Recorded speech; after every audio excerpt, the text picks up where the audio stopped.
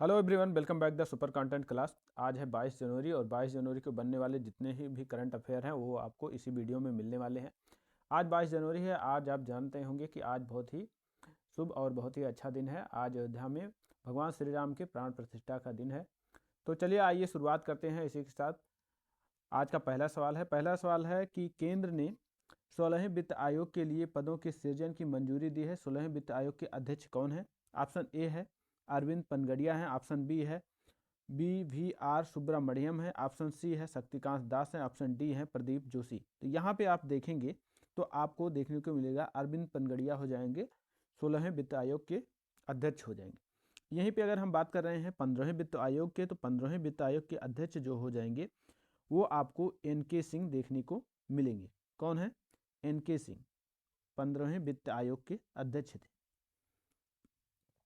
आगे बात कर रहे हैं अगले सवाल के। तो अगला सवाल है फोर्स की हाल की रिपोर्ट के अनुसार दुनिया की सबसे मजबूत करेंसी कौन सी है? ऑप्शन ए बहरीन हो जाएगा, ऑप्शन बी कुवैत दिनार हो जाएगा, ऑप्शन सी यूरो हो जाएगा, ऑप्शन डी आपको US डॉलर हो जाएगा। तो यहाँ पे कौन सा सही ऑप्शन हो? कुवैती दिनार देखने को मिल जाएगा। ऑप्शन बी सही हो रहा है, कुवैती दिनार। चलिए आइए आगे बढ़ते हैं अगले सवाल की तरफ। अगला सवाल है, इसके कुछ पॉइंट देख लेते हैं कि फोर्स की हाल ही की रिपोर्ट के अनुसार दुनिया में कुवैती दिनार सबसे ताकतवर करेंसी के रूप में उभरी है।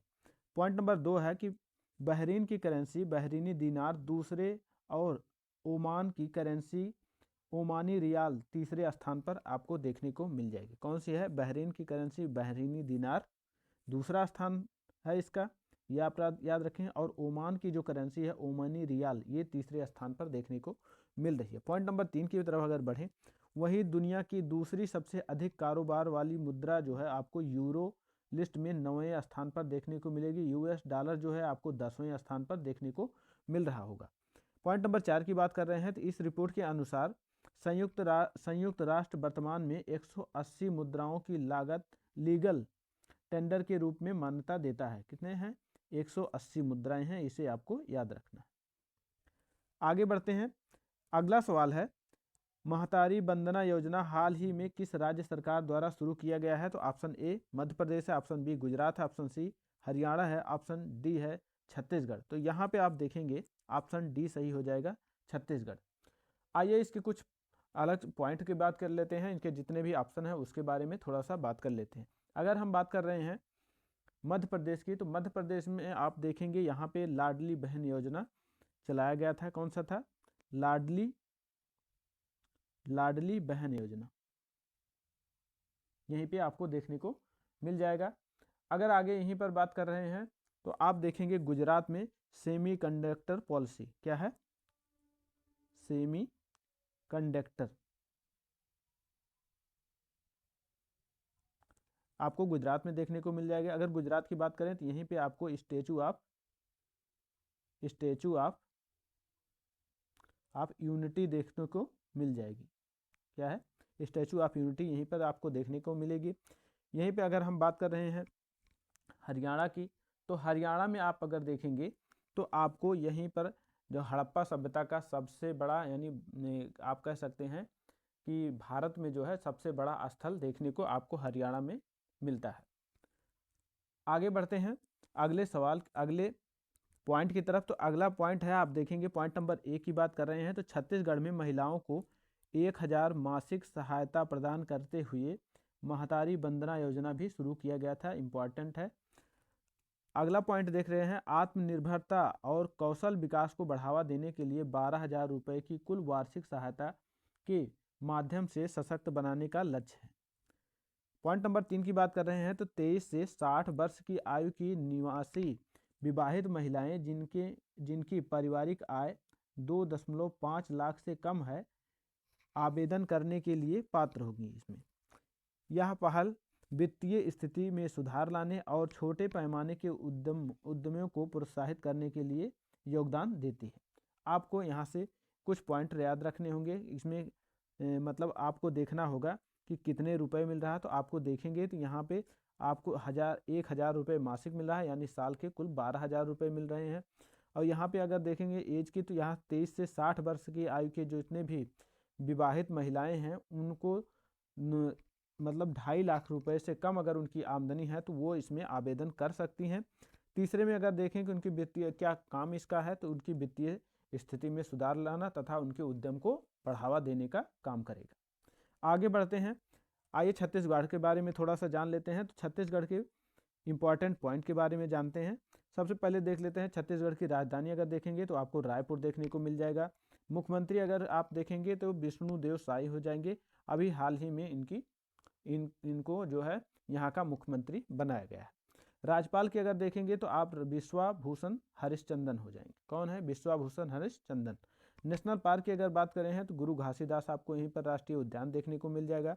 कांगेर घाटी राष्ट्रीय उद्यान आपको छत्तीसगढ़ में देखने को मिल जाएगा। यहाँ पे आप देख रहे होंगे छत्तीसगढ़ का ये इमेज है। अगर यहीं पे हम बात कर लें छत्तीसगढ़ की सीमाओं की, तो यहाँ पे आप देखेंगे तो ये मध्य प्रदेश दिख रहा है। छत्तीसगढ़ से सीमा जो बनाते हैं आपको यहाँ पे मध्य प्रदेश देखने को मिल जाएगा, यहाँ पे उत्तर प्रदेश देखने को मिल जाएगा, यहाँ पे झारखंड आप देख रहे हैं, उड़ीसा यहाँ पे आप देखेंगे। अगर यहीं पे बात कर रहे हैं तो हम तेलंगाना देखने को मिलेगा। अगर आगे बढ़ते हैं तो यहाँ पे आप देखेंगे तो आपको आंध्र प्रदेश देखने को मिल रहा है। एट लास्ट नीचे में आपको यहाँ पे आंध्र प्रदेश देखने को मिल जाएगा। तो आप समझ सकते हैं कितने राज्यों से इसकी सीमा लगती है। तो आप देख रहे हैं उत्तर प्रदेश 1 हो जाएगा, मध्य प्रदेश 2 हो जाएगा, महाराष्ट्र 3 हो जाएगा और तेलंगाना 4 हो जाएगा। इसके बाद अगर आंध्रा की बात कर रहे हैं तो 5 हो जाएगा, उड़ीसा 6 है और झारखंड 7 राज्यों से इसकी सीमा लगती है।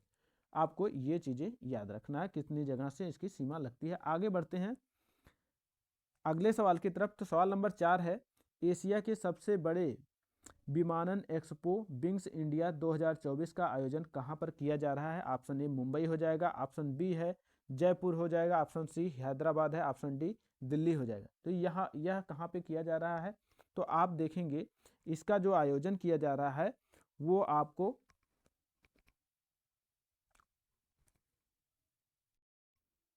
हैदराबाद में देखने को मिल जाएगा। कहाँ पे मिलेगा? हैदराबाद में। हैदराबाद में देखने को मिल जाएगा। हैदराबाद की अगर बात कर रहे हैं तो यहाँ जो है मूसी नदी के किनारे पर स्थित शहर है। कौन सा है? मूसी नदी के किनारे पर स्थित एक शहर है और यह तेलंगाना की राजधानी आपको देखने को मिल जाएगा। यहीं पर आप देखेंगे तो हेल्थ वे का आयोजन किया गया था। माइक्रोसॉफ्ट का डेटा सेंटर भी आपको यहीं पर देखने को मिल जाएगा हैदराबाद में। आगे बढ़ते हैं, इसके पॉइंट देख लेते हैं। तो केंद्रीय नागरिक उड्डयन मंत्री ज्योतिरादित्य सिंधिया ने हैदराबाद के बेगमपेट हवाई अड्डे पर एशिया के सबसे बड़े विमान एक्सपो विंग्स इंडिया 2024 का उद्घाटन किया है।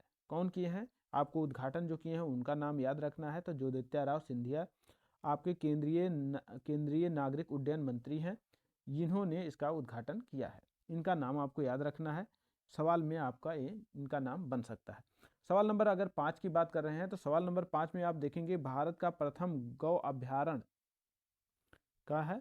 गौ अभ्यारण्य किस राज्य में बनाया जाएगा? तो यहाँ देखेंगे आप उत्तर प्रदेश हो जाएगा, ऑप्शन बी उत्तराखंड है, option C Madhya Pradesh, option D Tamil Nadu हो जाएगा। यहाँ पे आपको उत्तर प्रदेश देखने को मिल रहा है। अभी तक आपने देखा होगा कि टाइगर अभ्यारण्य या हिरन के लिए अभ्यारण्य, ऐसे भालू के लिए अभ्यारण्य, ये सारे चीज़ देखने को मिलते थे, लेकिन अब जो है यहाँ पे आपको गाय अभ्यारण्य देखने को मिलेगा उत्तर प्रदेश में।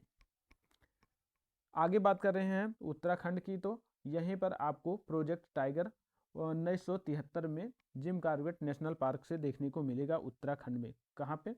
1973 में जिम कॉर्बेट नेशनल पार्क से।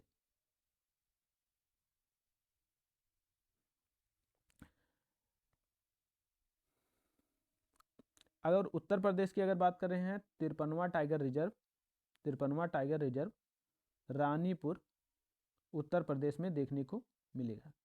कहाँ पे? उत्तर प्रदेश में। मध्य प्रदेश में की अगर बात कर रहे हैं तो पन्ना टाइगर रिजर्व आपको देखने को मिल जाएगा, पन्ना टाइगर रिजर्व।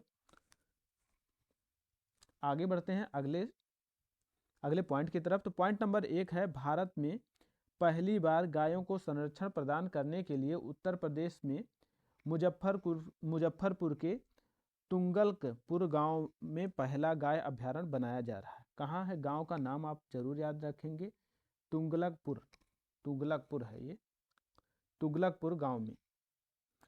पॉइंट नंबर 2 है, इस अभ्यारण्य को बनाने के लिए केंद्र सरकार ने 65 करोड़ रुपए का अनुदान दिया है। राष्ट्रीय गोकुल मिशन के अंतर्गत इसका निर्माण किया जाना है। आपको यहाँ से याद क्या रखना है? सबसे पहले आपको याद रखना है गाय संरक्षण उत्तर प्रदेश के मुजफ्फरपुर जिले के तुगलकपुर गांव में इसको बनाया जाना है। तो कहाँ पे बनाया जाना है ये याद रखना है, तुगलकपुर गांव याद रखना है। अगर इसकी बात कर रहे हैं तो कितने लागत में बनेगा, तो आपको 65 करोड़ रुपए की लागत में देखने को मिल जाएगा। राष्ट्रीय उद्यान और इसका निर्माण जो है वो किस मिशन के तहत किया जाएगा, तो आपको देखने को मिलेगा राष्ट्रीय गोकुल मिशन के अंतर्गत यह बनेगा। आगे बढ़ते हैं, उत्तर प्रदेश के बारे में जान लेते हैं। तो उत्तर प्रदेश के बारे में राजधानी अगर आप देखेंगे तो आपकी राजधानी जो है वो लखनऊ हो जाएगी। लखनऊ प्रदेश की प्रशासनिक और विधिक राजधानी आप देखें, विधायक राजधानी देखेंगे। इसके बाद अगर हम बात कर रहे हैं तो प्रयागराज जो है आपको न्यायिक राजधानी देखने को मिल जाएगा। न्यायिक राजधानी का मतलब इसका जो हाई कोर्ट आपको यहीं पर देखने को मिलेगा। इसकी एक शाखा लखनऊ में भी स्थित है। मुख्यमंत्री अगर देखेंगे तो आपको योगी आदित्यनाथ दिख जाएंगे। राज्यपाल आनंदीबेन पटेल हो जाएंगे। लोकसभा की सीट अगर बात कर रहे हैं तो 80 हो जाएगी। राज्यसभा की सीटों की बात कर रहे हैं तो यहाँ पे आपको 31 देखने को मिलेगा। विधानसभा की अगर बात कर रहे हैं तो यहाँ पे 403 सीटें देखने को मिल जाएंगी। नेशनल पार्क की अगर बात कर रहे हैं तो दुधवा नेशनल पार्क हो जाएगा, यहीं पर आपको देखने को मिलेगा उत्तर प्रदेश में। सवाल नंबर 6 की बात कर रहे हैं तो हाल ही में विश्व प्रसिद्ध धनु यात्रा प्रारंभ हुई है, यह कहाँ पे है? ऑप्शन ए है Tamil Nadu, option B Orissa, option C Assam है, ऑप्शन डी केरला है। तो यहाँ पे आप देख रहे होंगे असम हो जाएगा। कहाँ पे? असम सही हो जाएगा। यहीं पे अगर बात कर लें तो विश्व प्रसिद्ध धनु यात्रा उड़ीसा के बारंगढ़ से शुरू हुई है। पॉइंट नंबर 2 है, बुराई पर अच्छाई की जीत की प्रतीक धनु यात्रा देश की आज़ादी के जश्न के एक हिस्से के रूप में 1947-48 में बारगढ़ में शुरू की गई थी और अब यह हर वर्ष आयोजित की जाती है। पॉइंट नंबर 3 देखते हैं। यह महोत्सव कृष्ण लीला पर आधारित है और इसमें कृष्ण और उनके मामा कंस के पौराणिक कहानियां दिखाई जाती हैं। आगे बढ़ते हैं, अगर हम उड़ीसा के बारे में जान लेते हैं। उड़ीसा की राजधानी अगर देखेंगे तो आपको भुवनेश्वर देखने को मिल जाएगी। मुख्यमंत्री नवीन पटनायक हो जाएंगे। अगर राज्यपाल की बात करें तो रघुवर दास यहाँ पे राज्यपाल देखने को। लोकसभा की सीटों की बात कर रहे हैं तो 21 हो जाएगी। राज्यसभा की सीटों की बात कर रहे हैं तो 10 हो जाएगा। नेशनल पार्क अगर देखेंगे तो सिमलीपाल नेशनल पार्क आपको उड़ीसा में देखने को मिल जाएगा। झील अगर देखेंगे तो चिल्का झील है और अंशुपा झील देखने को मिलेगा। हीराकुंड बांध आपको यहीं पर उड़ीसा में महानदी पर देखने को मिल जाएगा। किसमें? महानदी पर हीराकुंड बांध। हाल ही में भारतीय सेना का कौन सा end to end encrypted mobile system विकसित किया है? तो option A Maya, option B Sanchar Saathi हो जाएगा, ऑप्शन सी संभव हो जाएगा, ऑप्शन डी भारत हो जाएगी। यहाँ पे आप देखेंगे ऑप्शन सी सही हो जाएगा, संभव हो जाएगा। आगे इसके कुछ पॉइंट की बात कर लेते हैं। तो पॉइंट नंबर 1 में भारतीय सेना ने end to end encrypted mobile प्रणाली को संभव विकसित किया है। संभव मोबाइल प्रणाली का उद्देश्य किसी भी परिस्थिति में तेज और सुरक्षित संचार उपलब्ध कराना है, जो भारत की रक्षा क्षमताओं में एक महत्वपूर्ण प्रगति है। भारतीय सेना की स्थापना की अगर हम बात कर रहे हैं तो 1 अप्रैल 1895 को देखने को मिल जाएगा। आदर्श वाक्य है सेवा परमो धर्मा है। मुख्यालय अगर देखेंगे नई दिल्ली हो जाएगा और प्रमुख देखेंगे तो जनरल मनोज पांडे हो जाएंगे। आगे बढ़ते हैं अगले सवाल की तरफ। तो अगला सवाल है, हाल ही में नया मतदाता पंजीकरण पोर्टल नमो किसके द्वारा लॉन्च किया गया है? ऑप्शन ए नरेंद्र मोदी हो जाएगा, ऑप्शन बी द्रौपदी मुर्मू हो जाएगा, ऑप्शन सी अनुराग ठाकुर है, ऑप्शन डी जेपी नड्डा। तो यहाँ पे ऑप्शन डी देखने को मिलेगा, जेपी नड्डा द्वारा इसको लॉन्च किया गया है। आगे इसके पॉइंट देख लेते हैं। तो पॉइंट नंबर 1 है, ऐसे युवा जिनका नाम मतदाता सूची में नहीं है या जिन्होंने पहले मत नहीं दिया है, उनके लिए नमो नया मतदाता पंजीकरण पोर्टल को भारतीय जनता पार्टी के अध्यक्ष जेपी नड्डा द्वारा लॉन्च किया गया। पॉइंट नंबर 2 है, प्रत्येक 25 जनवरी को भारतीय मतदाता दिवस मनाया जाता है। सवाल नंबर 9 है, तो माई स्कूल माई प्राइड अभियान किसने प्रारंभ किया है? ऑप्शन ए बिहार है, ऑप्शन बी है उत्तर प्रदेश है, ऑप्शन सी है हिमाचल प्रदेश है, ऑप्शन डी है उत्तराखंड। तो यहाँ पे आपको हिमाचल प्रदेश देखने को मिल जाएगा। कौन सा है? My school my pride. अब इसके कुछ पॉइंट हैं, उसके देख लेते हैं। तो पॉइंट नंबर 1 हो जाएगा, सरकारी स्कूलों के उत्थान के प्रयास में हिमाचल प्रदेश सरकार ने माई स्कूल माई प्राइड अभियान शुरू किया है, जिसमें व्यक्तियों और संगठन को अपनी पसंद के स्कूल में अपनाने का आग्रह किया गया है। क्या है? अपने पसंद के स्कूल को अपनाने का आग्रह किया गया है।